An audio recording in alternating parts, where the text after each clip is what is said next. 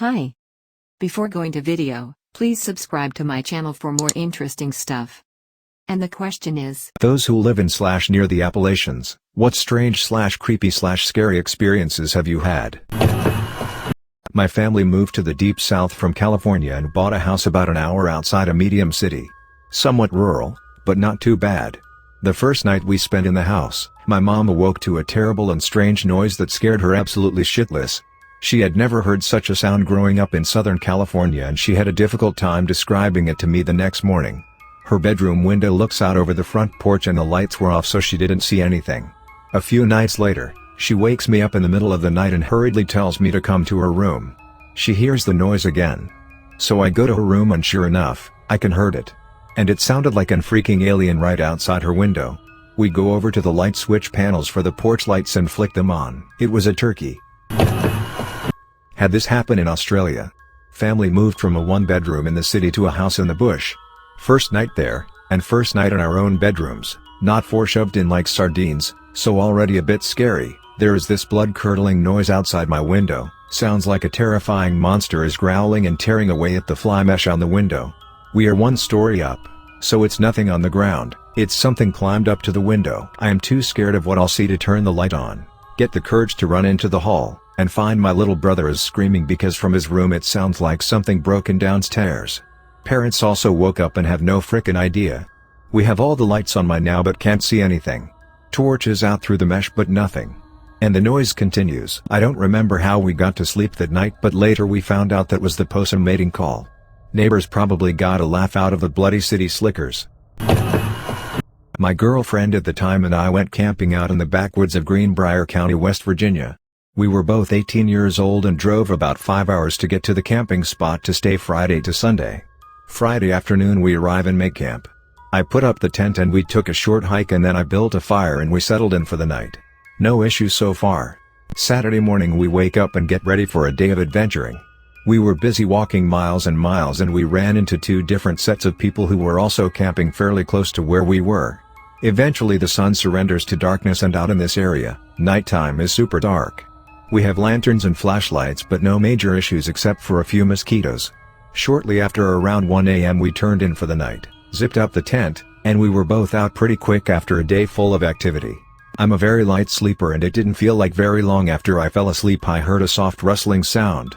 Whatever was making the noise, it sounded like it was about 20 yards away from the tent. I looked over at my girlfriend. Sound asleep.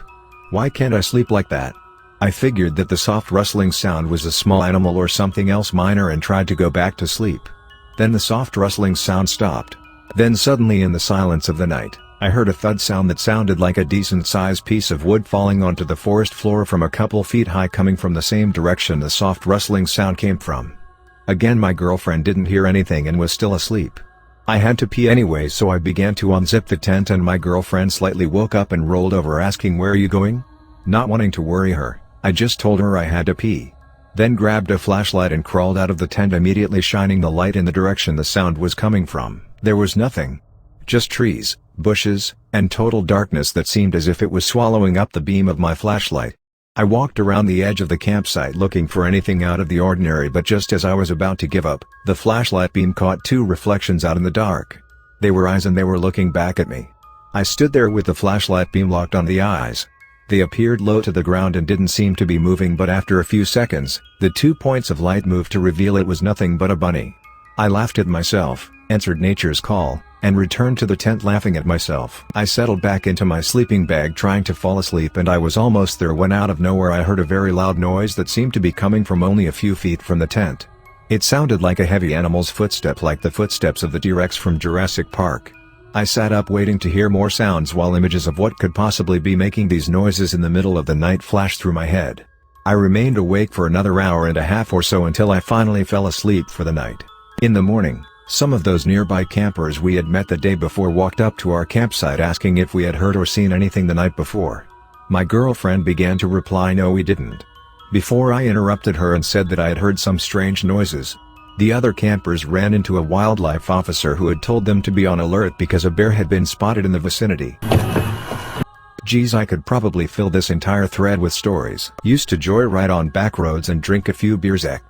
One time this gated Forest Service road was opened where it is normally locked. This road led 10 miles into a place called Ramsey's Draft, which is also near a place called the Confederate Breastworks where they used to make and store ammo during the Civil War. Anyway, we drive down this road and it eventually dead ends in a heavily wooded valley. There is a trailhead there into the draft, so we hop out of the truck and walk around to piss and drink a beer. Immediately me and my two buddies get a feeling something is off about this place. Felt like someone was watching us, so we did what any logical dumbasses would do and we split up to look around. I was about 100 yards from the truck and I stumbled upon a campfire that was recently smothered out, like a few minutes ago. Next to the fire was a wooden stake in the ground, and resting on top of that stake was a fucking lit cigarette. I about shit myself, to be honest. I pulled my pistol out and quickly, but not in a panicked way, made my way back to the truck where I found my buddies also with pistols drawn, whispering, "We need to get the fuck out of here right now." And we did that, and I've never been back. Not long after this happened, a man went missing from the Confederate Breastworks and Ramsey's Draft area. The story goes he was confronted by some people while hiking and was told to never come back, but for some reason he went back the next day because he left his cell phone or something. Never was seen again. His name was Robert Fitzgerald. We think people were cooking meth back in there, or perhaps Irish travelers were hiding out in the woods as they were recently on the run for crimes in WV around that time. I got loads of stories. Those mountains got some weird folks in them. I grew up in a deep holler of WV, dirt roads, wood stoves, etc. When I graduated high school, I went to college in Huntington and was telling a few classmates, friends, about how some places had me electric and such. Well, they decided to come stay with my family and I during a break for like a week. While I drive them there and on a dirt road to my grandparents live, a bunch of my old friends from high school come flying and swerving around us covered in mud. My newer friends were mortified. Well, talked to them a bit and told my friends about Muddy Lowell. We get to my grandparents at sundown and my grandma is making dinner and my grandpa is telling them some folktales he's heard, getting them creeped out. Well, we eat dinner and are all sitting in the living room just talking, and we hear this loud ear-splitting scream from outside, maybe 50 yards or so, and it's pitch black out.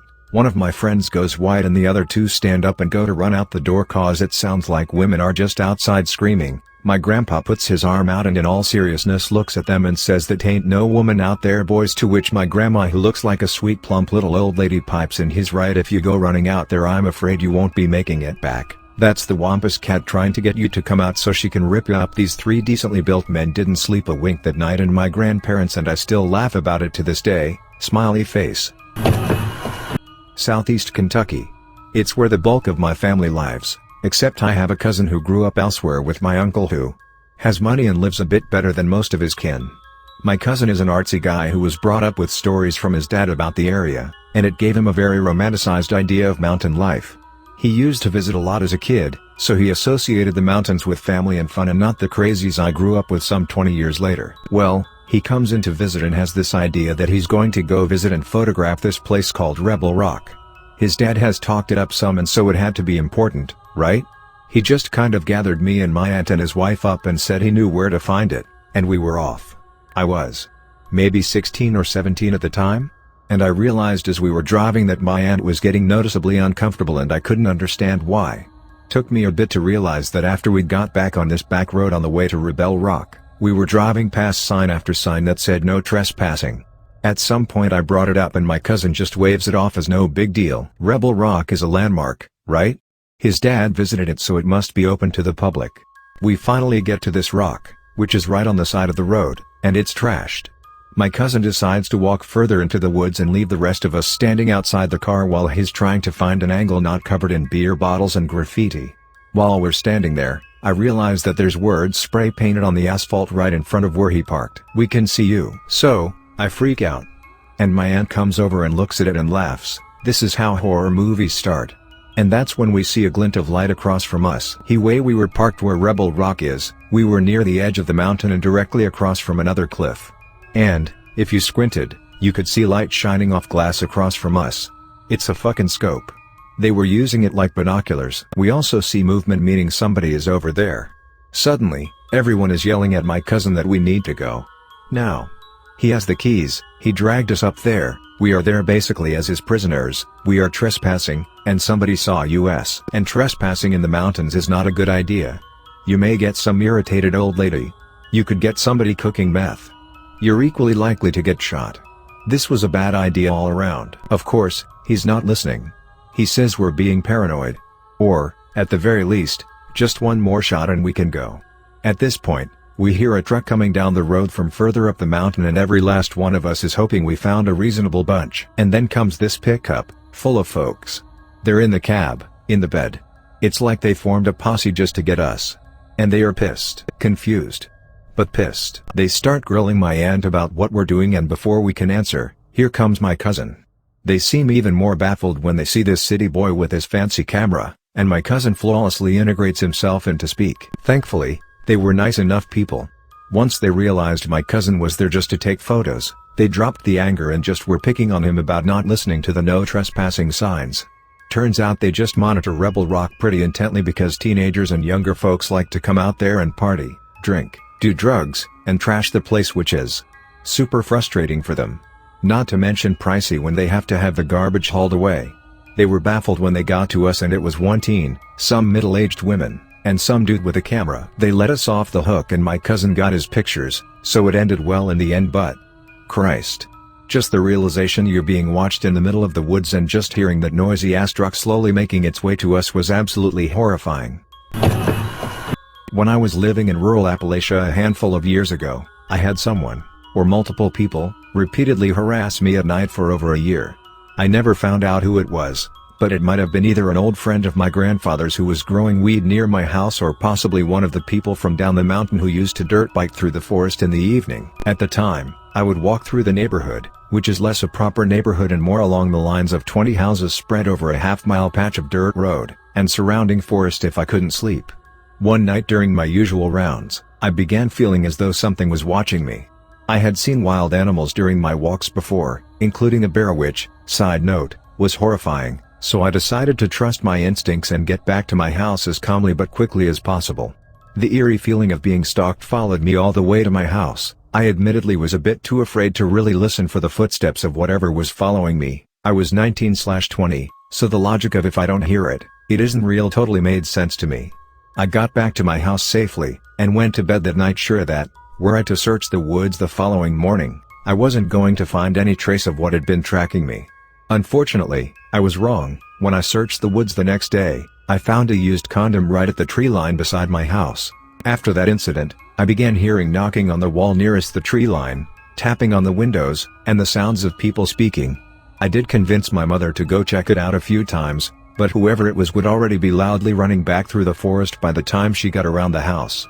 Things got so bad that I was eventually, after months of dealing with these nightly occurrences and my grandparents refusing to let me do anything about it, able to convince my uncle, who lived nearby, to put up a security camera. Unfortunately, it was the kind that only displayed a live feed and he had it facing my front door instead of the woods. If you're wondering, I absolutely thought this entire setup was sketchy. He also insisted on monitoring from his house, and he insisted that he never saw anyone on camera. It was around this time that someone also sliced through the fabric cover on my grill and stole a storage crate full of my old clothing from inside a shed. Once the batteries in the camera died, my uncle declared that I had been imagining things, despite the damaged property and missing clothing, and insisted on removing the camera from my property. Not even a week later, I was walking to my grandparents' house, which is a little more than 100 feet up the hill from my own house, because I had forgotten to lock their door and they rarely did so themselves. I was in their driveway when I saw something ducked behind their porch. I rushed back down to my house, and I asked my mother to lock their door instead because I thought I had seen something. I didn't want to say that I had seen a person because by this point my uncle and grandparents had me half convinced that my mother and I really were just imagining things. But, no, long story short, she had to chase a man in light-colored clothing off their property. She unfortunately didn't get a look at the man's face. On the bright side, he ran into a tree. That last incident happened in November, and my grandfather's friend died that December. The strange occurrences pretty much halted after that point, though the following year I heard a cell phone ring outside my window. Someone broke into my uncle's truck and rummaged around, and my elderly neighbor had someone pacing her driveway during a power outage. Being from the city, and, before that, a railway town, I'm not exactly a stranger to creepy things happening at night or attempted break-ins. But there's something uniquely sinister when these things start happening in the middle of nowhere. I grew up in upstate SC, which is at the base of Appalachia. My family has many wonderful stories. My family has stories of folks talking the fire out of burns and the blood out of cuts. My family owns a construction company. Once a young boy fell on one of their jobs. They were worried because the boy's cut wouldn't start bleeding. His mother came out and she called to another child to call her mother. When the grandmother arrived, she whispered over the cut and suddenly the bleeding completely stopped and the cut looked like it was on the way to being healed. The mother explained that her mother could talk the blood out of cuts. According to the lore, if someone tells another person how to do it, then they can't do it anymore. So it's only shared through deathbed confessions. My father didn't believe it until he saw it with his own eyes. Also, there's a family story that has been passed down for around 100 years. Once my great-uncles were out hunting. I literally knew some of them growing up and they were all honest lucid individuals. They saw an animal that was a sort of chimera. It looked like a deer but had a tiny human head. It leapt on a fence post and then ran into the woods. Their hunting dogs ran after it and they were never seen again. We also have several ghost stories but I don't want to go on too long. Let me know if you're interested. Thanks for watching. Please do like, share, comment and subscribe for more videos.